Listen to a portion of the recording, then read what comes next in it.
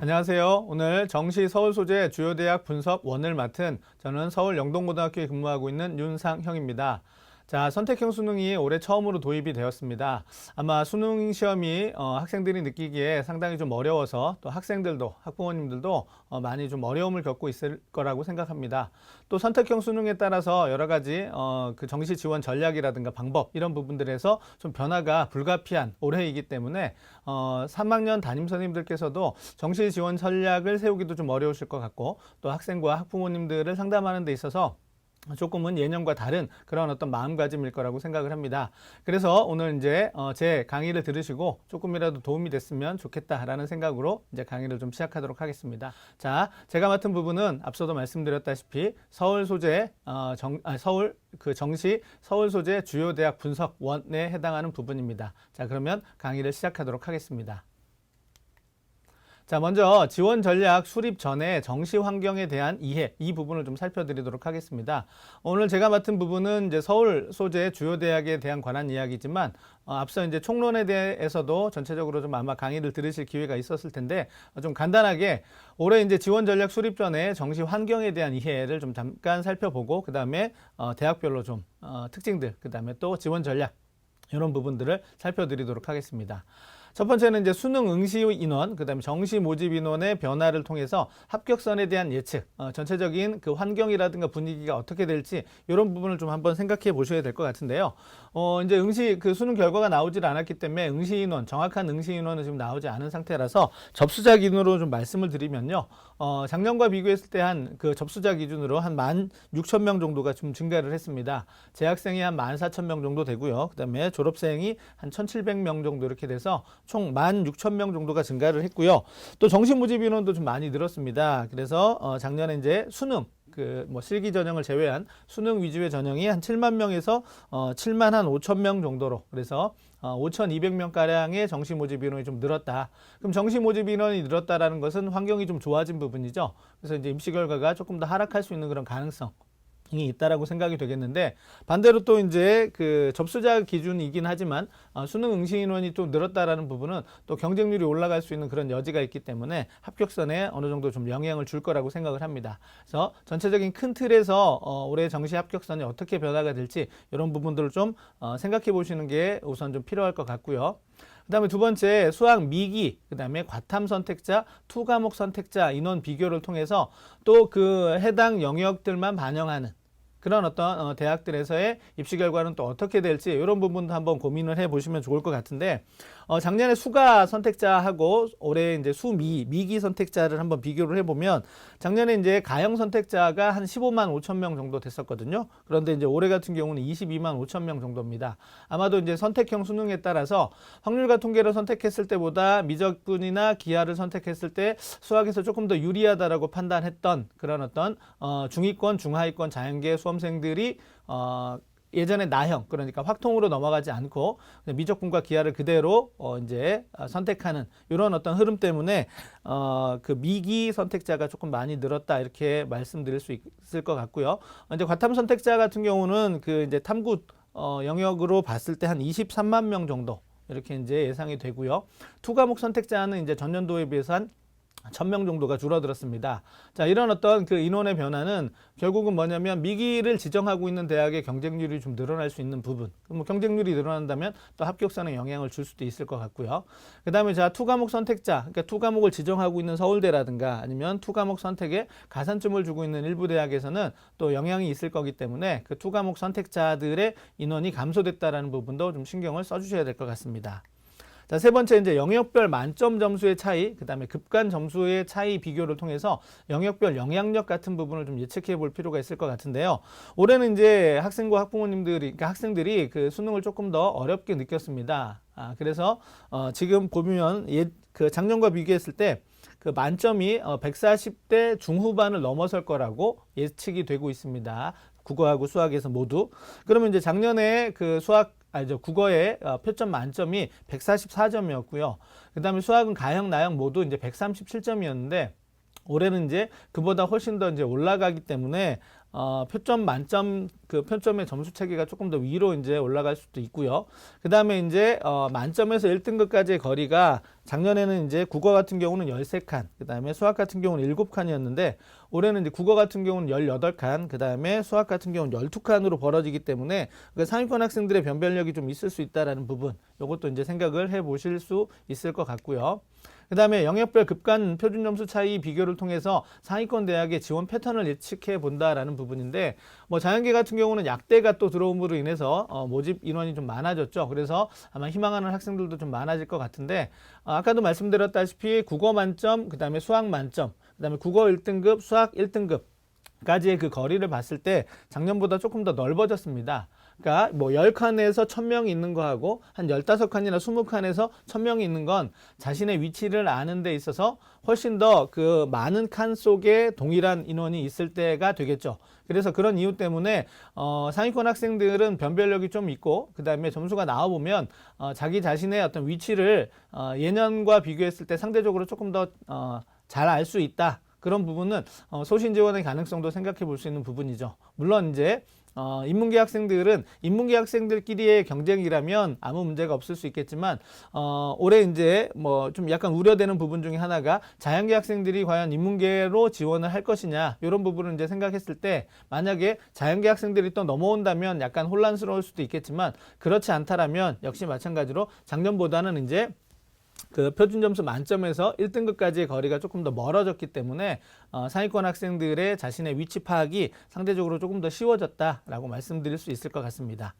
자, 그 다음에 탐구 영역 과목별 점수 차이 비교를 통해서 과목별 유불리 파악, 해마다 나오는 얘기죠.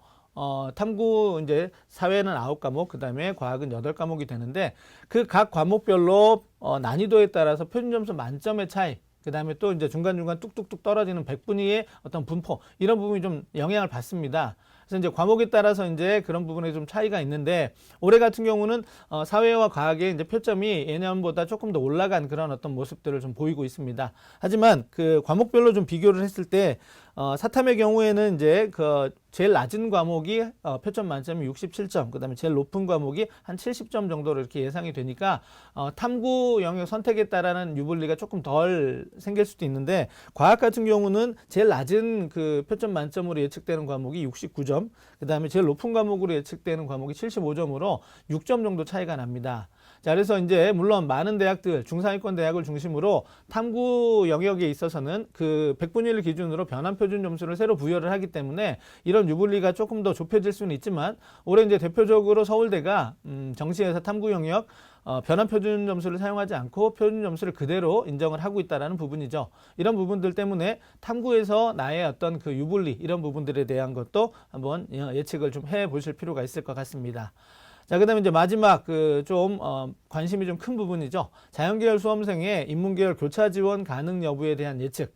과연 이제 뭐 여러 기관들에서 그럴 수도 있을 거다. 수학에서 확률과 통계하고 미적분을 비교했을 때 미적분이나 기하를 선택한 학생들의 표점이 조금 더 높기 때문에 수학에서 고득점을 얻은 자연계 학생들이 같은 표점으로 봤을 때 인문계 대학을 조금 더 레벨업 시켜서 올라갈 수 있다면 교차 지원도 가능하지 않을까, 이런 부분들이 조금씩 나오고 있습니다. 실제 이제 수능 그 결과가 나와 봐야 알겠지만 지금 현재 뭐 6월이나 9월 모의고사에서 여러 기관들에서 그런 가능성을 좀 예측하고 있었기 때문에 선생님들께서는 이런 부분에 대해서도 조금 더 주의를 갖고 관심을 갖고 좀 대비를 좀 해 주셔야 될 것 같습니다. 자, 뭐 이게 인문계에만 국한된 건 아니죠. 그러니까 인문계 학생들은 자연계 학생들이 넘어올까, 이런 부분에 대한 우려. 그 다음에 반대로 이제 자연계 학생들은 만약에 나와 경쟁할 친구들이 인문계 쪽으로 넘어간다면 나와 경쟁할 친구들이 좀 줄어들 수도 있기 때문에 결국은 지원 전략에 있어서 대학을 잘 가느냐 못 가느냐의 문제가 아니라 정확하게 자신의 위치를 파악해서 가느냐 못 가느냐에 있어서는 이렇게 자연계 수험생이 인문계열로 교차 지원을 하게 된다면 조금 더 예측의 어려움이 생길 수도 있는 부분이거든요. 결국은 정시 지원은 내 점수만 가지고 내 석차만 가지고 그렇게 가는 것이 아니라 결국은 나와 경쟁할 친구들이 누가 되느냐 이런 부분에 따라서 내 점수가 조금 더 윗대학을 지원할 수도 있고 내 점수로 조금 더 아랫대학을 지원해야만 하는 이런 경우도 발생을 할 수 있기 때문에 학생들을 지도하실 때 학생들의 점수만 보실 것이 아니라 학생들과 경쟁하게 될 친구들의 점수가 어떻게 되고 그 다음에 성향이 어떻게 되는지 이런 부분들도 생각을 좀 감안을 해 주시면서 지원 전략을 세우시고 또 이제 상담을 해 주시는 게 필요하지 않을까라고 생각을 합니다. 자, 이렇게 이제 그 정시 환경에 대한 이해를 먼저 좀 살펴드렸고요. 그 다음에 이제 대학별 정시 전형 변경 사항에 대해서 이제 우리가 좀 살펴봐야 될 것 같습니다. 뭐 공통적으로 뭐 어떤 대학이든 일단 모집군이 이동을 했는지, 그 다음에 군별 모집 단위가 작년과 변화된 부분은 없는지 이런 부분을 좀 살펴주셔야 되겠죠. 작년에 가군 모집을 하다가 올해 이제 나군 모집을 하게 되면 사실은 그 군에서 같이 경쟁하던 그런 어떤 집단이 달라질 수도 있다는 얘기죠. 그렇게 되면 이제 입결에 영향을 줄 수도 있기 때문에 뭐 서울대처럼 서울대나 연세대 고려대처럼 아예 그냥 통으로 움직여서 그런 것에 영향을 좀 덜 받는 그런 대학이 아니라면 이제 구간이 좀 아래쪽으로 내려오게 되면 나와 경쟁하는 학과 대학은 그대로 나군에 있는데 나는 가군에서 나군으로 이제 옮겨왔단 말이죠. 이렇게 되면 어떤 변화가 있을 수 있기 때문에 이런 부분을 먼저 살피시는 게 필요할 것 같고요. 그 다음에 두 번째 이제 군별 계열별 점수대별 모집 인원의 변화를 좀 살펴두셔야 되는데 정시는 이제 수시하고 좀 달리요. 사실은 저는 그렇게 생각을 하는 부분이 있습니다. 그러니까 점수대가 비슷하다면 그 대학이 A 대학과 B 대학이 비슷한 점수대라면 결국은 이 대학의 그 선택이 같이 이루어질 수도 있다는 거죠. 물론 이제 영역별 반영 비율의 차이에 따라서 학생에게 유리한 대학이 A일 수도 있고 B일 수도 있겠지만 여러 다른 조건을 배제한다면 그냥 점수대가 비슷하다라고 우리가 인식이 되고 있는 대학은 결국은 A 대학, B 대학이 있다면 그 A 대학과 B 대학은 같은 선택지에 놓고 우리가 생각을 해줄 필요가 있다라는 겁니다. 따라서 이제 군별로, 그 다음에 계열별로, 그 다음에 점수대별로 모집 인원의 변화를 살피는 게 상당히 좀 의미 있다라고 생각을 합니다. 그래서 내가 지원하고자 하는 A라는 대학은 모집 인원이 줄어들었지만 그 대학과 같은 군에 비슷한 점수대라고 생각할 수 있는 B 대학의 모집 인원이 늘었다면 사실은 전체적으로 모집 인원의 증가로 보고 상담을 진행하시는 게 맞다라고 생각을 하거든요. 그래서 이런 부분을 좀 살펴주시는 게 필요하고요. 그 다음에 세 번째 이제 반영 지표가 변화가 되는 대학들도 있습니다. 그리고 영역별 반영 비율이 변화가 되기도 하죠. 그래서 이런 부분에 변화가 있다면 이것도 살펴주셔야 될 것 같고요. 자, 마지막으로 비슷한 수준의 경쟁 대학의 변화, 그 다음에 또 비슷한 수준의 경쟁 대학의 특징 이런 부분들도 살펴주시면 내가 지원을 하고자 하는 대학, 그 다음에 또 상담을 하고자 하는 대학의 특징, 그다음에 지원 전략 수립에 도움이 될 거라고 생각을 해서 사전에 이렇게 이제 대학별로 저희가 이제 분석을 한다라고 했을 때는 이런 이제 네 가지의 어떤 그 변화된 부분 요거를 같이 짐작을 해주시고 이 대학의 올해 특징은 어떻게 될 거다. 그다음에 또 입시 결과는 어떻게 될 것 같다라는 예측을 좀 해주시면 도움이 되지 않을까 싶습니다. 자, 그러면 이제 본격적으로 저희 이제 서울수재 주요 대학을 상담을 좀, 그 설명회를 좀 진행하도록 할 텐데요. 일단은 뭐 많은 선생님들이 이제 알고 계실 거라고 생각을 합니다. 그 점수가 여러 가지 종류가 있다라는 거죠. 그래서 내 점수에 대한 이해를 좀 분명하게 학생이 상담을 하시게 되는 학생들의 점수에 대한 이해를 좀 분명하게 하실 필요가 있을 텐데 일단 점수를 이렇게 네 가지로 이제 명칭을 좀 부여를 했습니다. 단순 점수라고 하는 건 그냥 성적 표성에 나와 있는 표준 점수나 백분위를 말하는 거고요. 그 다음에 반영 점수라고 하는 것은 이제 영역별 반영 비율을 고려한 거고요. 그 다음에 중상위권을 중심으로 탐구에 변환 표준 점수를 적용하는 대학은 변표 점수라는 이름을 붙여봤고요. 그 다음에 이제 대학별 환산식이 대학마다 조금씩 다르죠. 그래서 이제 환산식에 따라서 계산된 점수를 환산 점수라고 이렇게 점수를 명칭을 좀 붙여봤습니다. 자, 이렇게 되면 이제 전년도 기준으로 이렇게 점수를 받은 학생이 점수가 어떻게 되냐라고 봤을 때 단순 합으로 계산하면 표점은 388점, 그다음에 백분위 합은 280 이렇게 되죠. 영역별 반영 비율을 고려하면 이제 이 대학은 이제 서강대를 기준으로 제가 이제 계산을 했더니 수학 가형 그 반영 점수에서는 표점에서 391점, 백분위에서 이제 284점. 그다음에 이제 변표 점수 서강대에서 이제 제공하고 있는 변환 표준 점수로 탐구 영역을 대체하면 384.4점으로 이렇게 나오게 되고요. 그 다음에 대학별 환산식 계산을 하게 되면 525.36점이 이렇게 계산이 됩니다. 그래서 일단 당락을 결정짓는 점수는 사실은 뭐 단순 점수나 반영 점수, 변표 점수가 아니고 환산 점수로 결정이 되게 되죠. 그래서 이제 맨 마지막에 환산 점수로 이제 최종 지원 전략을 세워 주시는 건 맞는데요. 사실은 이 환산 점수가 대학별로 만점이 좀 다르고 계산식이 좀 다르기 때문에 동일선상에 놓고 이렇게 비교하기가 쉽지는 않거든요. 물론 이제 센지랑 프로그램에서는 내가 A 대학을 쓴다라고 했을 때 A 대학 기준으로 석차, B 대학을 쓴다라고 했을 때 B 대학 기준으로 석차를 이렇게 제공을 해주고 있기 때문에 그 석차를 비교해 보시면 내가 A 대학에 유지할지 아니면 B 대학에 유리할지 이런 부분에 대한 판단이 서시겠지만 그냥 그 점수만 놓고 봤을 때는 조금 판단이 좀 어려울 수 있습니다. 그래서 학생들의 어떤 그 지원 범위를 잡아주실 때는 일단 뭐 단순 점수를 잡게 되면은 조금 오차가 있을 수 있기 때문에 조금 더 정밀한 점수인 영역별 반영 비율을 고려한 그런 반영 점수를 가지고 어느 정도 이제 그 영역별 반영 지원 범위를 좀 잡으시고요. 그 다음에 이제 거기에서 대학이 추려지면 마지막 환산 점수를 가지고 최종 그 지원 대학을 결정해주는 이런 어떤 순서가 흐름이 좀 필요하지 않을까라고 생각을 합니다. 자, 환산 점수가 왜 중요한지 그 환산 점수에 의한 점수 합계 역전 사례를 한번 살펴드리면요. 자, A 학생과 B 학생이 있는데 A 학생의 이제 표점 합은 392, B 학생의 표점 합은 388인데요. 두 학생의 이제 점수 특징을 보면 A 학생은 국어하고 탐구가 조금 더 상대적으로 유리하고요. 표점에서. 그다음에 B 학생은 수학 가형이 좀 유리한 그런 어떤 학생입니다. 자, 서강대 기준으로 이제 좀 살펴드릴 텐데요. 자, 서강대 이제 환산식에 따라서 계산을 해보면 A 학생은 522.522점이 나왔고요. B 학생 같은 경우는 525.376점이 나왔습니다. 즉 A 학생이 그 표점 반영 대학인 서강대학에서 A 학생이 392점으로 B 학생보다 표점에서 4점이 높았지만 환산을 했을 때는 이렇게 한 3점 가까이 지금 떨어지는 점수로 계산이 된다라는 거죠. 그 이유는 결국은 서강대가 수학의 그 반영 비율이 높고 거기에다 수학 가형에 10%의 가산점을 주는 그런 특징을 가지고 있는 대학이기 때문인데요. 결과도 마찬가지로 A 학생이 점수가 더 높았음에도 불구하고 불합격을 했고 B 학생이 단순 표점합에서 점수가 낮았음에도 불구하고 환산 점수를 역전을 시켰던 그런 사례가 있기 때문에 반드시 환산 점수를 통해서 마지막 최종 계산을 하고 대학의 지원 여부를 상담해 주시는 게 필요할 거라고 생각을 합니다. 자, 그 다음에 이제 오늘 이제 말씀드릴 부분이 서울 소재 주요 대학인데 지원 경향에 따라서 주요 대학을 한번 분류를 해봤습니다. 최상위권, 상위권, 중상위권, 중위권. 자, 이건 제가 개인적인 기준에 따라서 이제 분류를 한 부분이고요. 상담을 하시는 선생님에 따라서 좀 생각이 다르실 수도 있습니다.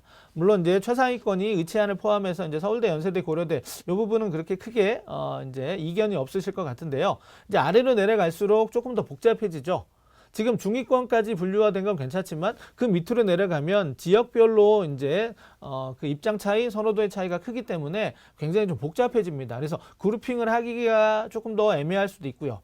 위로 올라갈수록 그 그룹핑은 조금 더 공통된 그런 의견을 좀 보일 수가 있는데 아마 이제 상위권 쪽에서 이화여대가 왜 서강대, 성균관대, 한양대하고 같이 이렇게 묶여야 되느냐 이 부분에 또 다른 생각을 가지고 계시는 분들도 있으신 것 같더라고요. 근데 저는 일단 이 그룹핑을 하는 이유는 뭐냐면 위에 구간과 아래 구간에서의 그 연결고리거든요. 그러니까 위에 구간에서 서울대, 연세대를 쓴 연세대나 고려대를 쓴 친구들이 아래 구간에서 서강대, 성균관대, 한양대 거기에 이화여대까지 같이 쓸 수 있느냐라고 봤을 때 여학생들이라면 이화여대도 선택지에 들어올 수 있을 거라고 생각을 해서 저는 이렇게 이제 묶었고요.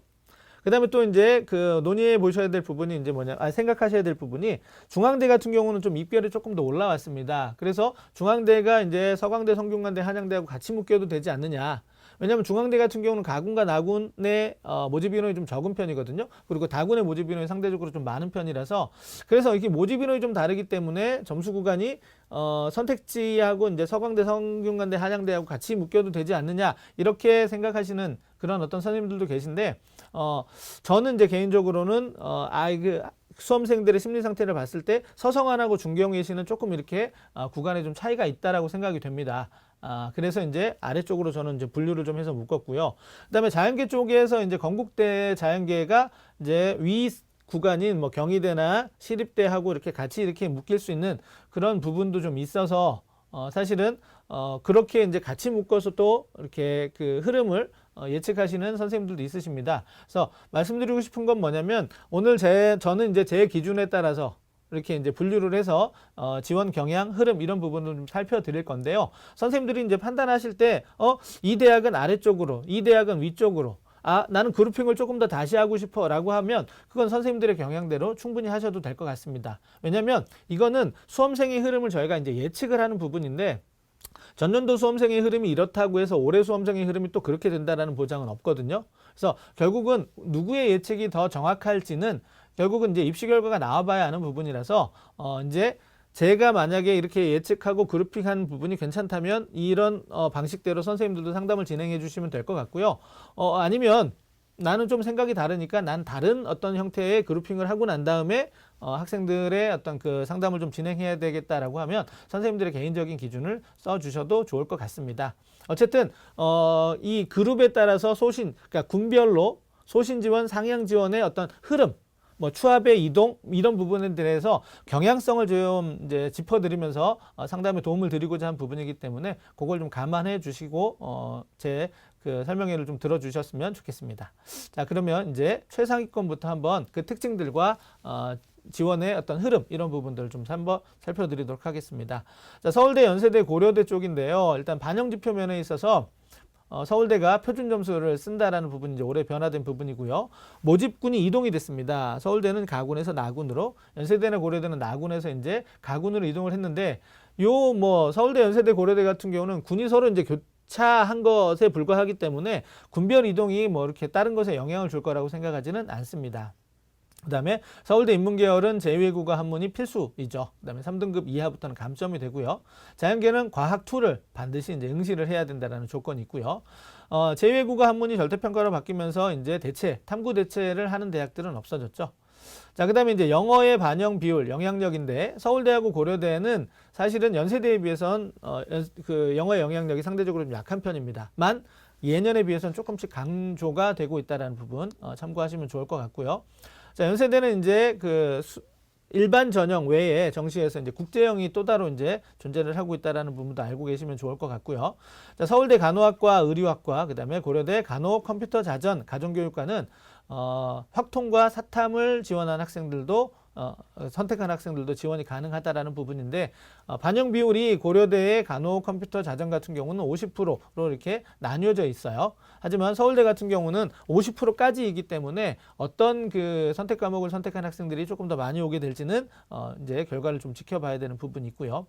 결국은 지원할 때 총알 합격의 현황 이런 부분들을 확인하셔서 추합의 흐름이 어떻게 이어지는지 당연히 나군의 서울대를 쓴 학생들은 가군에 이제 연세대하고 고려대를 쓸 거고요. 그러면 이제 연세대하고 고려대의 모집단이 별로 가군의 서울대하고 이어지는 그런 구간에서 결국은 추합의 이동이 생길 겁니다. 이런 부분들은 이제 감안하시고 지원 전략을 세워주시면 좋을 것 같습니다.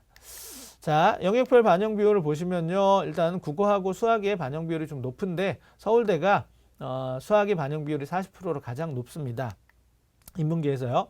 그 다음에 탐구는 지금 고려대하고 서울대는 조금 높은 편인데 연세대는 탐구의 반영 비율이 좀 낮은 편이죠. 물론 연세대는 영어를 별도의 비율로 이제 넣고 있기 때문에 이런 흐름이 보이긴 하지만 결국은 여기에서 이제 고려대하고 연세대는 인문계열에서 사실은 국어하고 수학이 고려대가 조금 더 반영 비율이 높고요.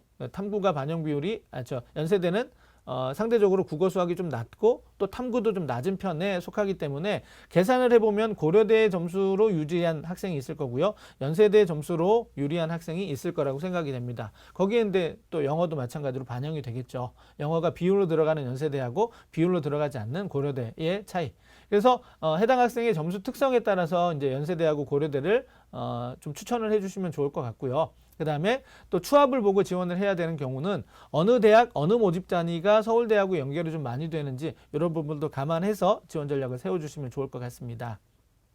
자, 자연계 쪽에서는 일단은 기본적으로 수학의 반영 비율이 높죠.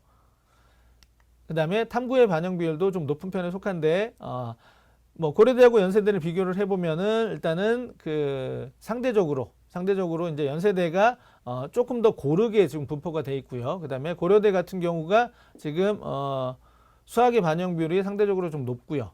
이런 부분들의 특징을 좀 확인하실 수 있습니다. 그래서 점수 비교를 통해서 영역별 반영 비율의 차이를 통해서 조금 더 유리한 대학을 골라주시면 될 거라고 생각을 합니다. 자, 군별 점수대별 모집 이론에 따른 지원 전략을 살펴드리면 인문계열은 일단 서울대가 나군에서 360명을 모집을 하고 있고요. 가군에서 연세대 고려대가 이제 지금 뭐 1,300명, 1,400명 정도가 모집을 하고 있는데 요렇게 이제 추합이 이동을 할 거라고 생각이 됩니다. 나군에 서울대를 쓴 학생들 중에서 점수가 좀 잘 나오는 학생들은 연세대 고려대를 좀 쓸 거고요. 그런데 이제 보시면 알겠지만 서울대 모집 인원과 연세대 고려대 모집 인원이 다 안 되기 때문에 가군에서 연세대나 고려대를 쓴 학생이 전부 다 서울대를 쓸 수는 없을 거라고 생각이 됩니다. 그러면 그 인원은 아래쪽으로 쓰게 되겠죠. 그래서 이제 서성안이 또는 수도권 교대 이런 쪽으로 이렇게 지원 전략의 흐름. 그래서 이 화살표 방향대로 결국은 추합의 이동이 따라서 갈 거라고 생각을 합니다.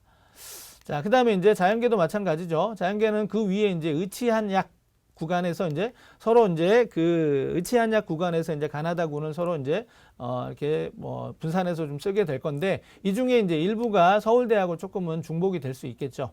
그러니까 서울대에서 나군을 쓰면서 가군하고 다군에서만 의치한약을 쓰려는 그런 학생들이 좀 일부 있을 거라고 생각이 되고요. 그렇지 않다면 이제 인문계하고 이렇게 큰 방향성에서는 차이가 없다라고 보실 수 있습니다.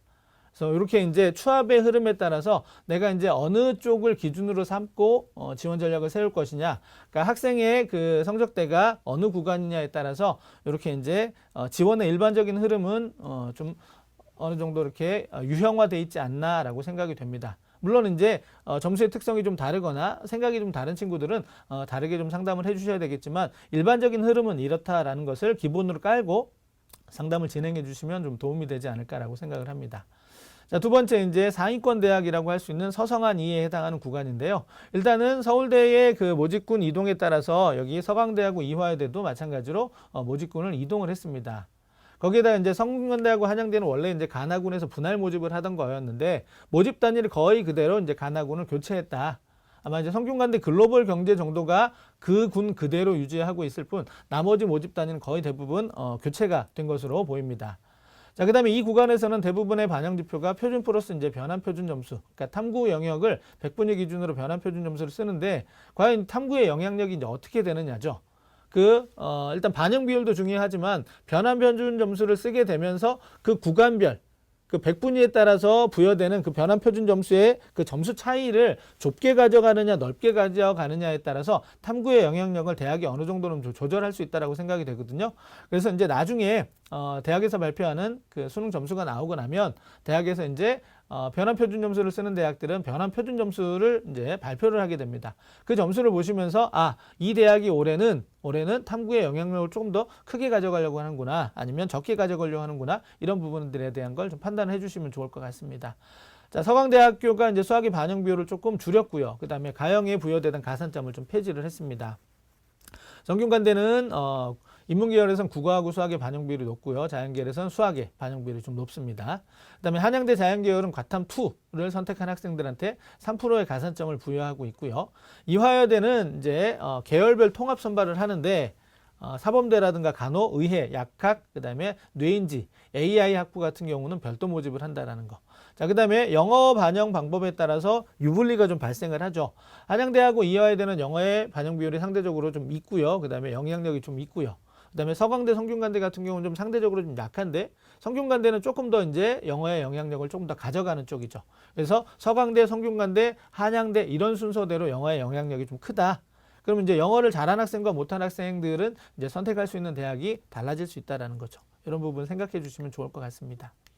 자, 영역별 반영 비율 보시면 일단 인문계 쪽은 국어하고 수학이 조금 더 높은 편이고요. 그 다음에 이제 뭐 상경계열이라든가 서강대, 성균관대 같은 경우는 수학의 반영 비율이 좀 많이 높죠. 그 다음에 자연계열 쪽에서도 마찬가지로 당연히 미기를 지정하고 있는 대학들이고 그 다음에 그 미기의 반영 비율이 높다라는 것을 좀 확인하실 수 있고요. 자, 한양대 인문계열이 탐구에서 30%를 반영하면서 다른 일반적인 그 상위권, 최상위권의 대학과는 조금 모습이 좀 다르다라고 보실 수 있습니다. 그래서 탐구를 잘하는 학생들은 한양대 인문계열을 쓰는 게 조금 더 유리할 수 있겠죠.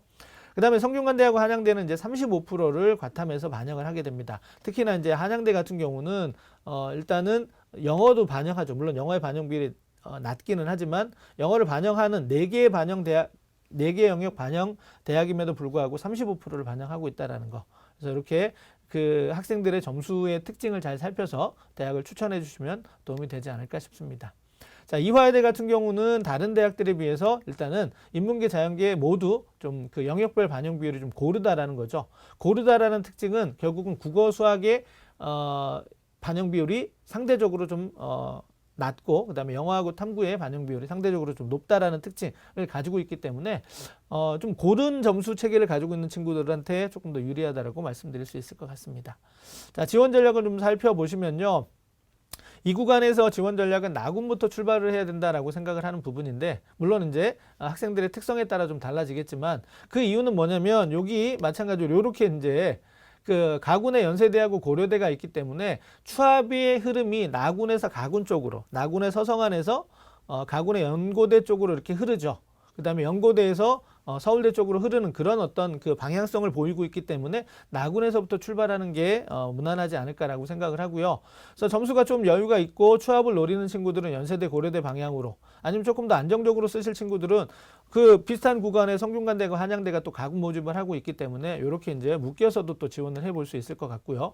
그 구간은 이렇게 이제 여기서 이쪽으로 빠져나간 구간 흐름은 이렇게 좀 채이기 때문에 전체적으로 보면 서울대, 연세대, 고려대, 서성한, 중경외시 이런 어떤 지그재그의 흐름으로 이제 추합이 조금 더 요렇게 흘러간다라는 것을 생각하시면 기본적인 어떤 그 지원, 그 다음에 군별 대학의 조합 이런 거를 추천해 주실 때 도움이 되지 않을까라고 생각을 합니다. 물론 마찬가지로 이렇게 이제 지원도 되겠죠. 여기를 먼저 생각하신다면 이쪽을 쓰거나 이쪽을 쓸 수밖에 없는, 이쪽에서 성균관대하고 한양대를 쓰면서 나군의 서울대까지 올리는 흐름은 없기 때문에 추합이 이쪽이 훨씬 더 많이 돌 거거든요. 그러니까 추합을 먼저 생각할 것이냐 아니냐에 따라서 이제 가군부터 출발할 거냐 나군부터 출발할 거냐를 생각해 주시면 좋을 것 같고요. 그 다음에 이제 아래 구간에서 중앙대가 이제 처음으로 다군 모집을 시작을 하기 때문에 요 이제 다군에 대한 것도 내가 다군을 안정적으로 합격할 수 있는 점수냐 아니면 그렇지 않느냐에 따라서 가나군의 어떤 그 조합도 영향을 받을 거라고 생각을 합니다. 자, 자연계열도 큰 흐름에서는 차이가 없을 거라고 생각을 합니다. 이렇게 이제 흘러가는 흐름은 좀 비슷할 거라고 생각을 하는데요. 다만 이제 성균관대 쪽에서 성균관대 가군에 인문계열 같은 경우는 그 특성화학과라고 볼 수 있는 글로벌 경제 한 모집 단위만 있지만, 자연계 쪽에서는 좀 특성화학과라고 할 수 있는 뭐 글바메랄지 반도체 소프트 이런 모집 단위가 전부 다 가군의 모집 포진을 하고 있거든요. 그래서 지금 자연계하고 인문계하고 좀 달리 성균관대 그 특성화학과를 쓰고 나군에서 그냥 일반 학과들을 쓰는 이런 어떤 흐름들도 인문계보다는 조금 더 많아지지 않을까라고 생각을 하고요. 한양대는 마찬가지로 그 특성화학과라고 하는 부분, 다이아몬드 세븐이 가군에도 나군에도 이렇게 좀 흩어져 있는 부분이라서 요렇게 이제 인문계에 비해서 이 두 구간에서 서강대, 성균관대, 한양대, 이화여대를 같은 구간에서 가나군을 쓰는 이런 어떤 학생들도 조금 더 많아질 수 있다라고 생각이 됩니다. 마찬가지로 이제 다군에서 처음 모집을 실시하는 이제 그 중앙대학교를 내가 안정지원 합격 가능성을 높게 보느냐 아니면 조금 이렇게 낮게 보느냐에 따라서 가나군의 군별 조합도 결정이 될 거라고 생각을 합니다. 자, 그 다음에 자연계 학생들의 인문계 교차 지원 가능성 이런 부분에 대해서 좀 조심스럽게 생각을 좀 해보고자 하는데요. 작년에 서강대학교 인문계열의 이제 지원 사례를 먼저 좀 살펴드릴 텐데, 교육연구정보원에서 이제 수합한 서강대 인문계열 지원 사례가 총 145건이었습니다. 그런데 그 중에서 이제 수학 가형에 지원한 학생들, 그러니까 가형을 선택하고 지원한 학생들이 49건이었고요. 그 중에 이제 합격 사례가 28건이었습니다. 상당히 좀 많은 인원이었다라고 생각이 되는데, 그 이유는 보시면 알겠지만 작년에 이제 수학 가형과 나형의 표점 만점이 137로 사실은 나형이나 가형의 어떤 그 선택에 따라서 표점이 크게 차이가 나지는 않았거든요. 그 이전에는 나형 선택자를 나형에서 100점을 맞았을 때는 149점으로 15점이나 높았거든요. 그래서 작년에는 가형과 나형의 점수 차이가 크지 않았기 때문에 가형 선택자들이 나형으로 좀 인문계 쪽으로 넘어가는 그런 흐름들이 있었고, 특히나 서강대 같은 경우는 가형 선택에 10%의 가산점을 주는 데다가 반영 비율 자체가 45.2%로 상당히 높았기 때문에 많은 그 자연계 수험생들이 인문계로 넘어갈 거다라는 좀 예측을 했었습니다. 자, 그래서 이제 그런 어떤 학생들의 특징을 한번 서강대 기준으로 살펴봤더니, 인문 교차 지원 합격자, 그러니까 자연계에서 인문계로 넘어가서 교차 지원을 했던 그 학생들의 100분위 평균은 92.9점. 자연계 합격자의 수가 100분위 평균은 94.5점. 상대적으로 조금 부족하지만 가산점 10%를 받으면 넘어갈 수 있었다라는 거죠. 그래서 이제 자연계에서 경쟁력이 있는 아이들이 인문계 쪽으로 넘어가지는 않을 것 같고요. 자연계 쪽에서 경쟁력을 크게 찾기 어려운 친구들 중에서 이제 인문계로 넘어갔을 때 내가 뭐 대학을 조금 더 올려갈 수 있다라든가 이런 판단이 쓴다면은 넘어갈 수도 있다라는 그런 경향성인데, 실제로 이제 중등진학지도연구회, 서울 중등진학지도연구회에서 뭐 설문조사 같은 걸 좀 해봤어요. 표본이긴 하지만 뭐 자연계 학생들 중에서 내가 뭐 대학을 레벨업 시킬 수 있다면 인문계로 넘어가겠느냐라고 했을 때 뭐 한 30% 정도가 넘어갈 의향이 있다라고 이렇게 얘기를 했습니다. 뭐 전수조사가 아니기 때문에 단순 참고 자료이긴 하지만 올해 이제 이런 부분들이 있어서 조금은 더 선생님들이 정밀하게 계산해 보시고 판단을 하시는 게 좀 필요할 거라고 생각을 합니다. 자, 그런 맥락에서 그 서울 중등진학지도연구회에서 9월 모의고사 기준으로 이렇게 이제 한번 그 지원 참고점들을 발표를 한 쪽이 있는데요. 동일한 원점수에서 동일한 표준 점수를 받았다라고 예상을 했을 때 자연계들의 원점수하고 인문계들의 원점수가 조금 달랐었습니다. 그래서 결국은 뭐냐면 그 수학에서의 고득점 인원이 자연계가 좀 많고 인문계 아이들이 좀 떨어지고, 그 다음에 만점을 받았을 때 비율도 차이가 좀 있고 뭐 이러한 요소들을 살펴봤을 때 자연계 학생들의 그 원점수 대비 표점이 조금 더 위로 올라갈 수 있고요. 인문계 학생들은 상대적으로 좀 떨어질 수 있다. 그러면 이렇게 이제 동일한 표점을 어차피 가는 거기 때문에요. 이렇게 이제 예상이 된다면 요때 이제 같은 표점을 맞았는데 자연계열로는 요런 대학을 갈 수 있다면 인문계열로 갈 수 있는 대학들이 조금 더 선호도가 높은 대학들이죠. 이런 경우 자연계 학생들이 인문계로 좀 넘어갈 수 있지 않을까, 이런 어떤 분석을 내놓은 적이 있는데, 실제 이제 뭐 9월 모의고사하고 수능의 결과가 같은 경향성을 보일지 다를지는 한번 두고 봐야 되겠습니다. 아직 뭐 이제 수능 결과가 발표되지 않았기 때문에 어쨌든 이런 어떤 가능성도 있기 때문에 이런 부분에 대한 점검이 좀 필요하지 않을까라고 생각이 되고요. 또 하나 이유가 이제 보시면 인문계임에도 불구하고 이제 수학의 반영 비율이 이렇게 높은 그런 모집 단위, 대학 모집 단위들이 많습니다. 중앙대 경영경제 같은 경우는 45%이고요. 40% 이상 으로 이렇게 선발하는 그런 대학들이 뭐 서울 소재뿐 아니라 이제 경인 지역에서도 우리가 확인할 수 있기 때문에 이런 어떤 특징들도 감안해서 과연 자연계 학생들이 인문계 쪽으로 많이 교차 지원을 할 것이냐, 그렇지 않을 것이냐, 이런 어떤 경향성과 흐름, 그다음에 점수 구조, 이런 부분들을 이제 수능 그 결과가 나오면 좀 면밀하게 검토하시고 지원 전략을 좀 조언해 주셔야 되지 않을까라고 생각을 합니다. 자, 그 다음에 이제 한양대 학교 같은 경우는 과탐2에 가산점 3%를 줬는데요. 자, 제가 이제 뭐 몇 해 동안 계속 해봤는데, 확실히 그 자연계 한양대 쪽에는 과탐2 선택 합격자가 많았습니다. 일단 지원할 때도 지원 건수 245건 중에서 54건의 54명의 학생이 과탐2를 선택했고요. 합격자 103명 중에서 31명이 과탐2를 선택했습니다. 비슷한 수준의 다른 대학인 성균관대하고 비교했을 때 차이가 명확함을 확인할 수 있습니다. 그래서 2를 선택한 친구들이 이제 가산점을 받으려고 한양대에 지원하는 경향성이 있다는 것도 참고하시면 좋을 것 같습니다. 자, 그러면 이제 중상위권 대학의 그 지원 전략을 좀 이어서 살펴드리도록 하겠습니다. 중상위권은 아까 말씀드렸다시피 중앙대학교, 경희대학교, 그 다음에 외국어대학교, 시립대 이 구간입니다. 자, 내용을 통해서 한번 살펴드리도록 하죠. 자, 이 구간에 있는 대학들은 모두가 다 이제 표준 점수하고 변환 표준 점수를 이제 사용을 하고 있다라는 부분이고요. 의치한약을 제외하고 나면 이제 처음으로 이제 다군에서 모집이 시작되는 부분이고요. 중앙대는 이제 뭐 인문계열에서는 국어하고 수학의 비율이 높고요. 자연계에서는 수학하고 탐구의 비율이 높습니다. 그리고 이제 그 분할 모집을 좀 많이 실시를 하고 있죠. 그러니까 중앙대하고 외대 같은 경우는 가군, 나군, 다군에서 모두 다 분할 모집을 하고 있고요. 그 다음에 경희대 같은 경우는 가군에서 서울, 나군에서 국제. 그래서 사실은 뭐 약학하고 의치안을 제외하고 나면 그냥 경희대 서울은 가군 모집대학, 경희대 국제 캠퍼스는 나군 모집대학이기 때문에 분할 모집이라는 개념이 조금 약하다라고 볼 수 있을 것 같습니다. 자, 그 다음에 외대 같은 경우는 이제 학과별 모집을 하죠. 그래서 학과가 언어별로 이렇게 쭉 쪼개져 있기 때문에 다수 학과이고요. 그 다음에 상대적으로 모집 인원이 좀 늘어나긴 했지만 그래도 소수 인원.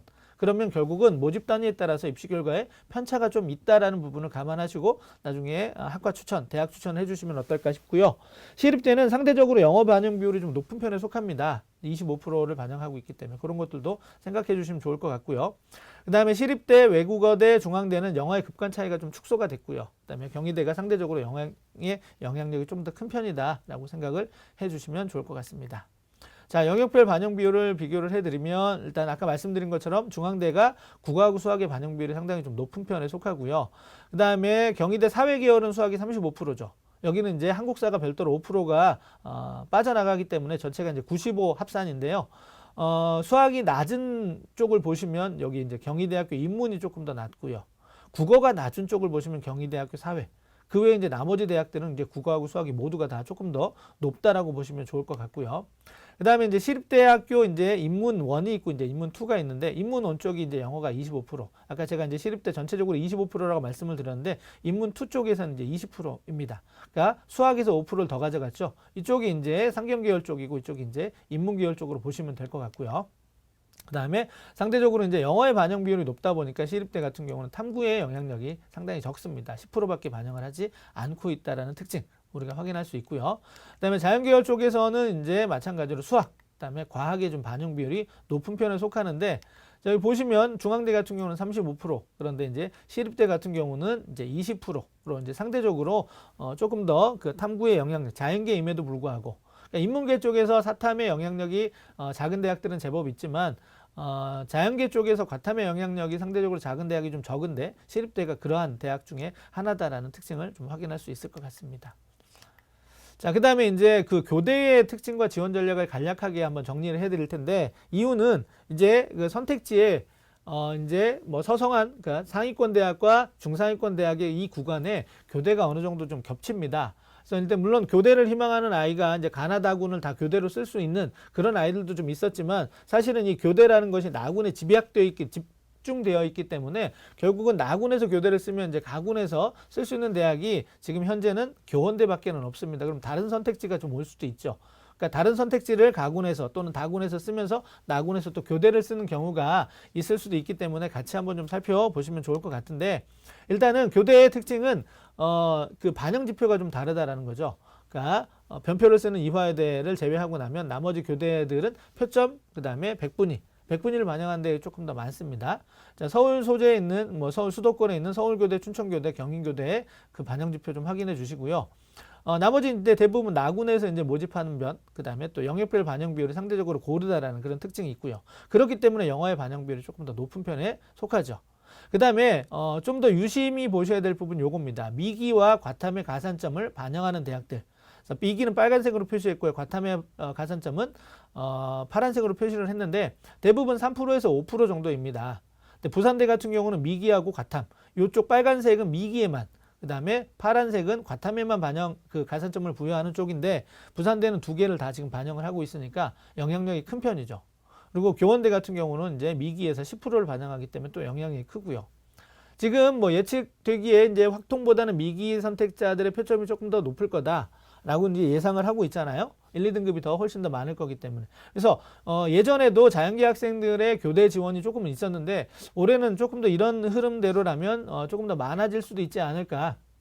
그래서 이렇게 이제 가산점을 부여하는 대학에서는 자연계 아이들이 얼마만큼 넘어올지도 좀 우리가 생각을 해보시는 게 필요할 거다라고 생각이 되고요.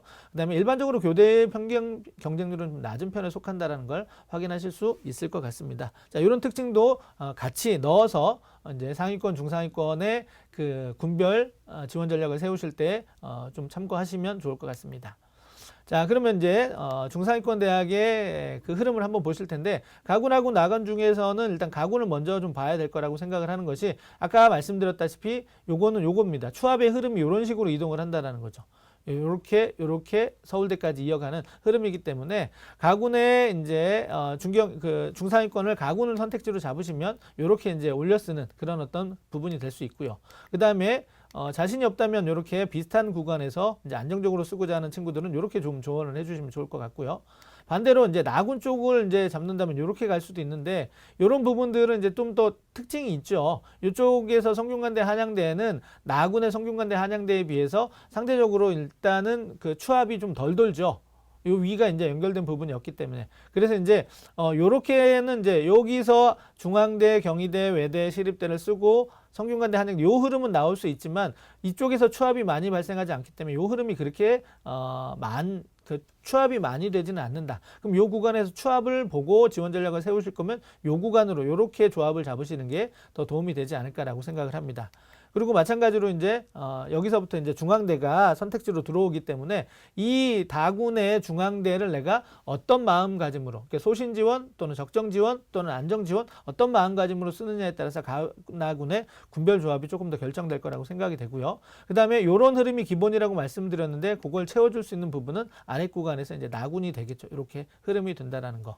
요거 이제 참고를 하시고요. 그 다음에 여기 지금 인원이 좀 많은 거는 교대가 들어있기 때문이기 때문에 선생님들 생각에 교대가 선택지에 좀 안 들어올 것 같다면 교대 선택지를 좀 빼고 하셔도 될 것 같아요. 그러면 여기는 이제 900명, 여기도 이제 한 800명 정도 되겠죠. 이렇게 이제 가나군의 모집 규모는 그렇게 크게 차이가 나지는 않는다. 네, 이쪽에서 보시면은 윗구간에서 가군하고 나군에서 나군 쪽이 모집인은 조금 더 많죠. 자, 그 다음에 이제 자연계 쪽입니다. 자연계 쪽은 이 구간에 이제 외대 서울 캠퍼스가 자연계가 없기 때문에 빠지고 나면 사실은 인원수가 좀 적은 편에 속합니다. 가군도 나군도. 하지만 일단 기본적으로 이런 흐름, 그 다음에 인문계하고 같은 이런 흐름들을 보실 수 있는데 이제 여기는 모집 인원이 좀 적은 구간에 속하기 때문에 선생님들에 따라서는 이렇게 같이 묶어서 이렇게 생각하실 수도 있고요. 아니면 아래하고 같이 묶어서 이렇게 생각을 해 주셔도 될 것 같습니다. 그래서 여기는 이 안에 들어가 있는 구간이 지방교대를 제외하고 나면 300명 남짓으로 윗구간이나 아랫구간으로 분류한 그 구간들보다는 적게 모집 인원이 되어 있기 때문에 요 구간을 단독으로 보지 마시고 윗구간이나 아랫구간으로 이렇게 묶어서 이렇게 지원의 흐름을 좀 파악해 주셔도 괜찮을 것 같은데 저는 일단 전체적인 흐름상 좀 별도로 이렇게 분류를 해서 지원의 흐름을 한번 살펴드리고자 합니다. 그다음에 이제 아래 구간에서 홍익대가 인문계, 자연계 모두 이제 다군 모집을 실시하고 있기 때문에 마찬가지로 여기에서 다군에서 중앙대를 쓸 거냐, 홍익대를 쓸 거냐에 따라서 가나군의 군별 조합이 결정될 수도 있다는 부분을 생각해 주시면 좋을 것 같습니다. 자, 이제 중위권 대학의 지원 전략을 살펴드리도록 하겠습니다. 자, 건국대 가나다군 모집, 동국대 가나다군, 다군이 올해 이제 신설이 됐죠. 홍익대는 다군만 모집하고 있고요. 숙명여대는 이제 가군이 주력인데 이제 약학대학만 이제 나군에서 모집을 하고 있는 부분이고요. 숙명여대가 좀 변화가 있습니다. 일단 반영 지표를 100분위에서 표준 변표의 그 반영 지표로 좀 바꿨고요. 그다음에 모집군을 좀 바꿨습니다. 그 다음에 숙명여대 또 특징이 뭐냐면 모집단이나 계열에 따라서 수능의 반영 방법이 좀 다르다라는 거죠. 그래서 이렇게 이제 달라지는 부분을 좀 확인하시면서 지원 전략을 세워주시면 좋겠고요. 자, 이 구간의 대학들에서 동국대의 영어의 영향력이 상대적으로 좀 작은 편입니다. 2등급, 3등급에 1.2점씩이고요. 그 다음에 건국대 자연계열이 작년까지는 영어 2등급까지 전부 다 감점을 하지 않았는데 올해는 이제 2등급부터 이제 감점으로 변경이 됐습니다. 그래서 작년에 이제 영어 2등급 때문에 상대적으로 건국대를 많이 지원했던 그런 어떤 학생들은 올해는 조금 더 없어지지 않을까 하고 생각을 하고요. 자, 이제 이 구간, 그 다음에 이 아래 구간부터 이제 그 대학별 반영 지표가 조금 다양해집니다.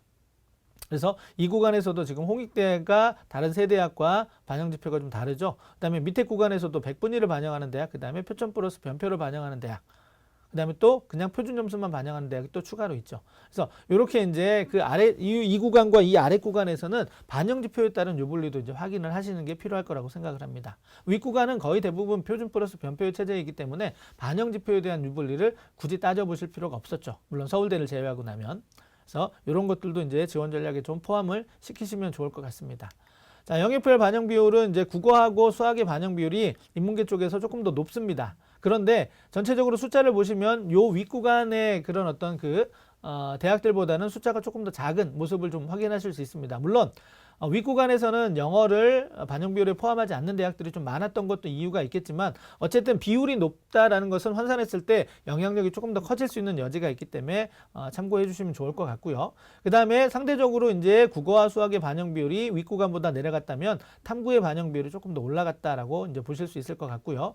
그에 비해서 이제 그에 따라서 영어의 이제 반영 비율도 조금 더 생기거나 조금 더 많아지고 있는 그런 어떤 특징들 생각해 보실 수 있을 것 같고요. 홍익대만 활용 지표가 반영 지표가 좀 다르다라는 거 참고하시면 좋을 것 같습니다. 자연계 쪽에서는 이제 수학하고 그다음에 수학의 반영 비율이 높죠. 특히 이제 숙명여대 같은 경우는 수학과 통계학과 같은 경우는 지금 뭐예요? 수학의 반영 비율 50%입니다. 그 정도로 높고요. 그다음에 이제 과학의 이제 반영 비율을 한번 보셔야 되는데 보시면은 이제 숙명여대가 수학이 높아지면서 과학의 반영 비율이 좀 낮은 그런 일부 모집 단위가 좀 있고요.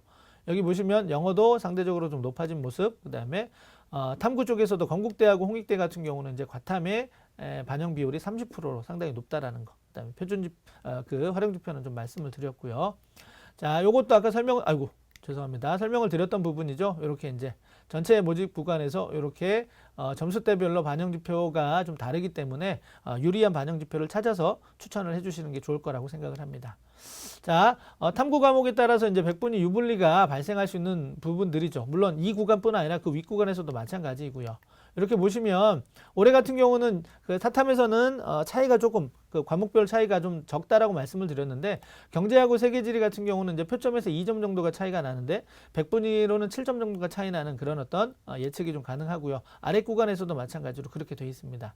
자, 과학 쪽에서는 이제 지구과학 1을 선택했을 때하고 화학 2를 선택했을 때 같은 원점수에서 표점이 5점, 그다음 백분위는 6점, 아래로 내려가 보니까 표점은 6점, 백분위는 10점.